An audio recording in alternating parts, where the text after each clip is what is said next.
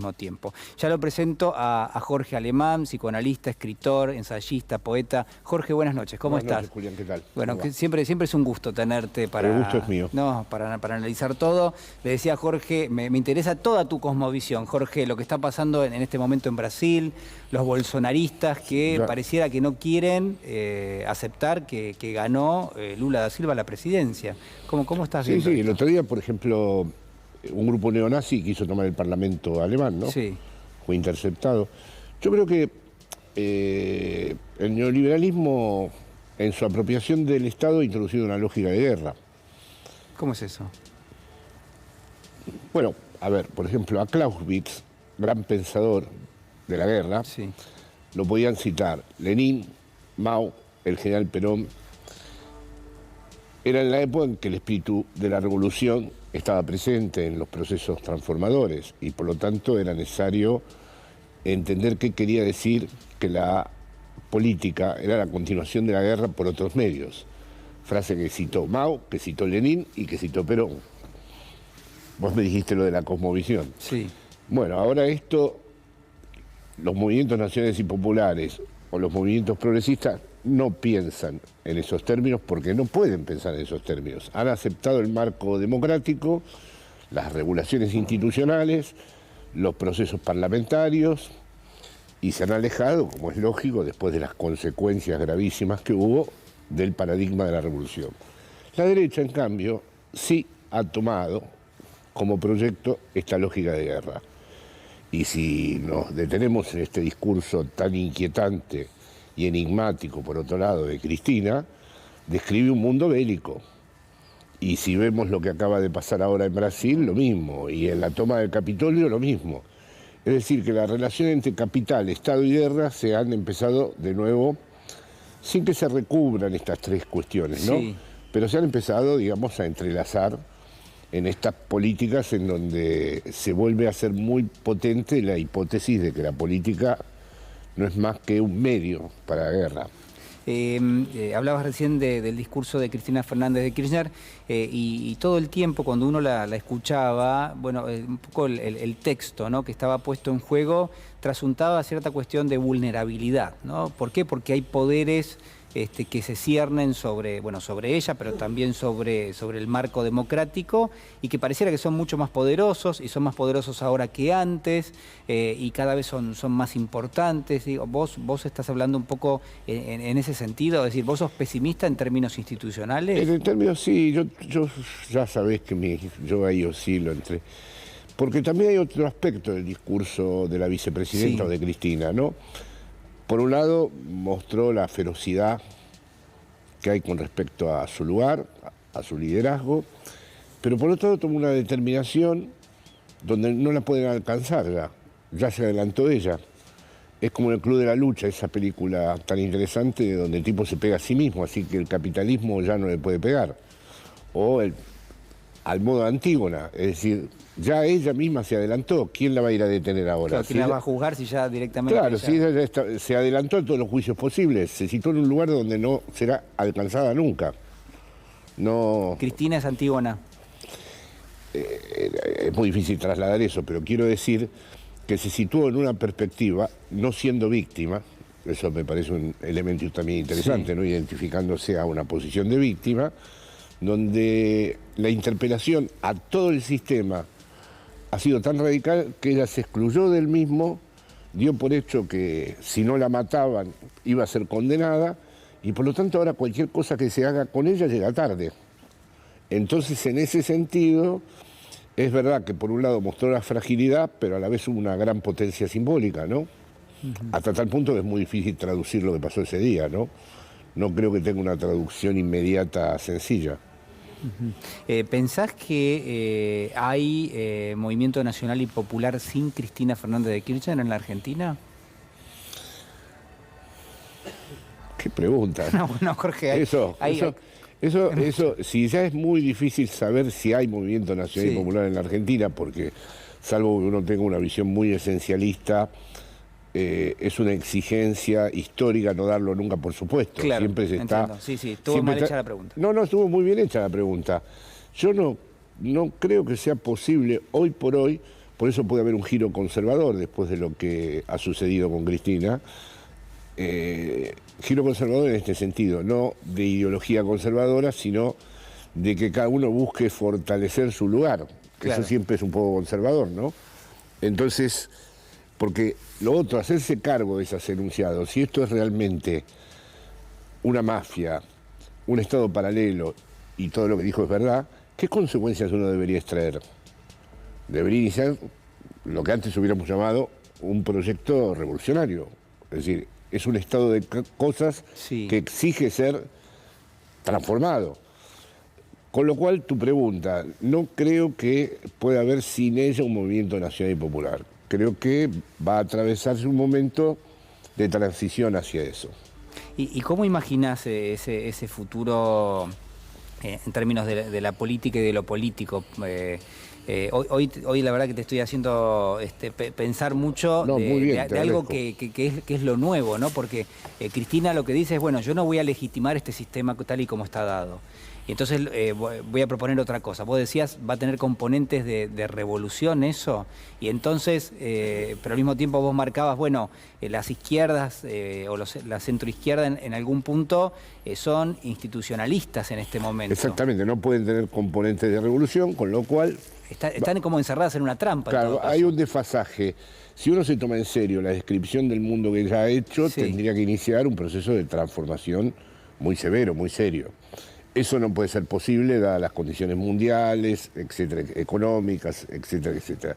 Así que por lo pronto habrá que establecer alguna suerte de equilibrio tenso entre la supervivencia del movimiento nacional y popular y la presencia de ella en ese movimiento, porque no ha quedado fuera del movimiento. Ella ha renunciado al proceso electoral. Entonces ahí empiezan todas las incógnitas. Por eso a mí me parece que cuando un discurso es verdadero, como fue este caso, es muy difícil prever sus consecuencias. La verdad no es el saber. Todo el mundo ahora está interpretándolo porque no hay más remedio. Pero hay una parte de ese discurso con respecto a la cual hay que darse todo un tiempo para comprenderlo. Incluso porque el portador de esos discursos a veces no sabe del todo qué es lo que está diciendo. Me resonaba la frase que no sé a quién atribuírsela, y seguramente vos sí. Es más fácil imaginar el fin del mundo que el fin del capitalismo, ¿no? Como esa cuestión de la reproducción de las cosas que conocemos, pero siempre hay algo que uno podría establecer que podía venir por afuera de eso, pero lo que pasa es que no está dado. Sí, la frase es de Frederick Jameson y se le atribuyen a mi amigo Zizek también. Pero es verdad que por eso las derechas tienen estrategia. Finalmente la estrategia está guiada por la reproducción ilimitada del capital.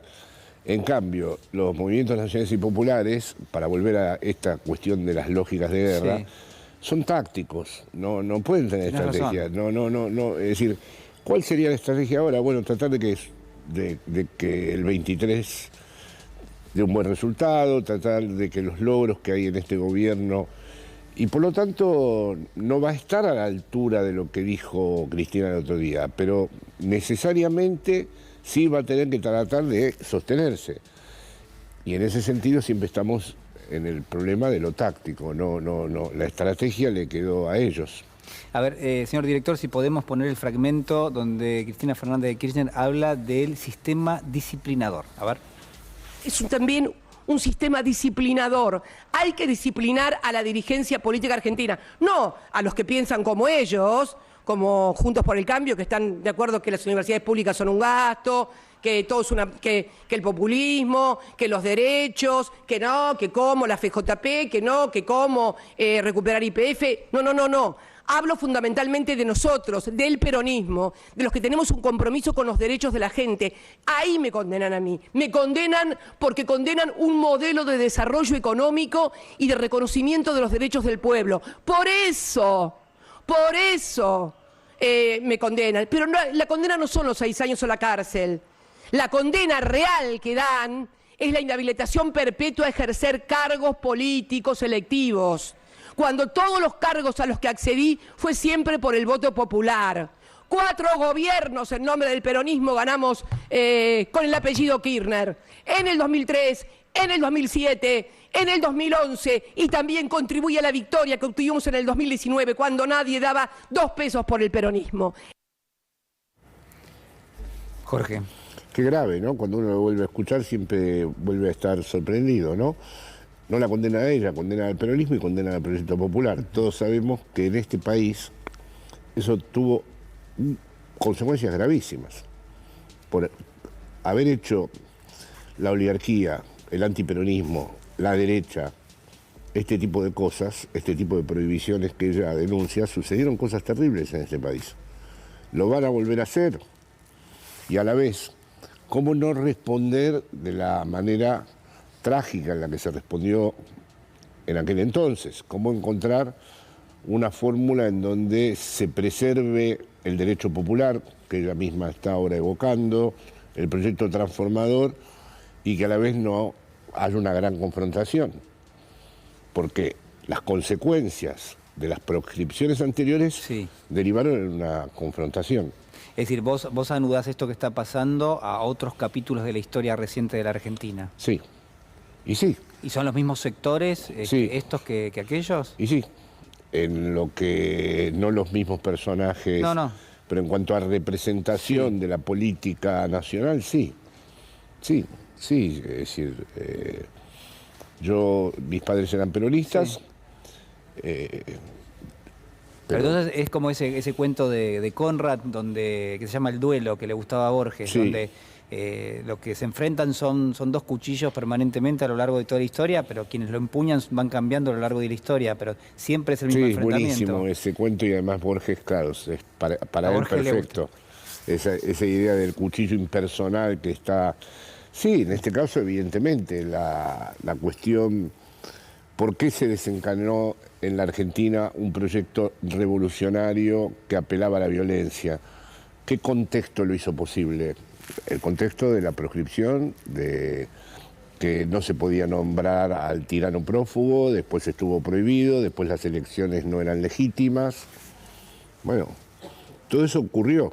Los poderes concentrados de este país y las élites gobernantes toman nota de esto. ¿Saben que jugando a lo que están jugando, este país se puede transformar en un infierno? No lo sé. Vos estás imaginando un escenario, o por lo menos estás dibujando un escenario bastante desalentador. Me pregunto si hay alguna salida que no sea lo que uno imagina que podría llegar a tener lugar, como es, bueno, si no es esto que vos estás diciendo, sería naturalizar algo que se parece mucho a una situación de desigualdad permanente, o de injusticia social, no sé cómo llamarlo. El peronismo está constituido de tal modo que no puede naturalizar eso, entonces tendrá que encontrar dentro de los propios límites de este sistema que su líder principal describe, algo que sea próspero, algo que traiga una mejoría en las condiciones de vida de las personas, pero otra posibilidad no veo. No veo porque realmente la desigualdad, acaba de crecer un 20% el consumo, y sin embargo uno percibe una desigualdad que ofende en la calle. Entonces, de aquí al 23, es muy rápido para poder verdaderamente procesar lo que ocurrió el otro día en el discurso de Cristina. Y por supuesto no quiero dar la impresión de que yo pienso que la resolución de eso tiene que ser violenta, al revés, pienso que tiene que, como diría Ernesto Laclau, radicalizarse la democracia.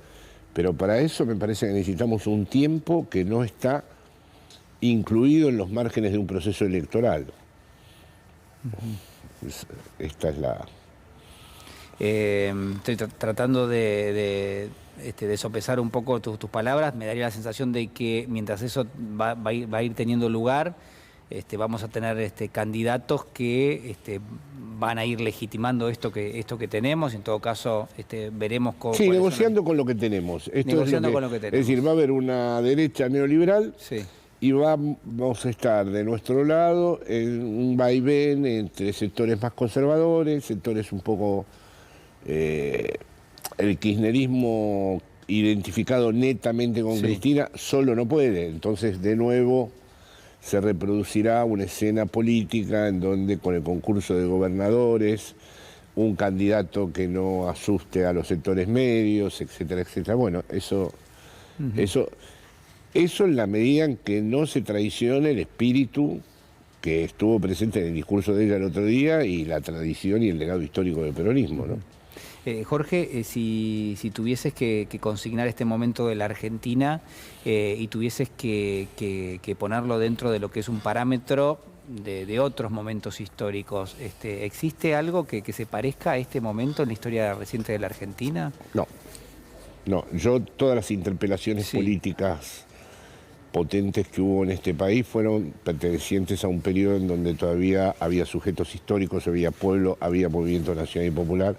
Ahora todo eso está atravesado por muchos interrogantes.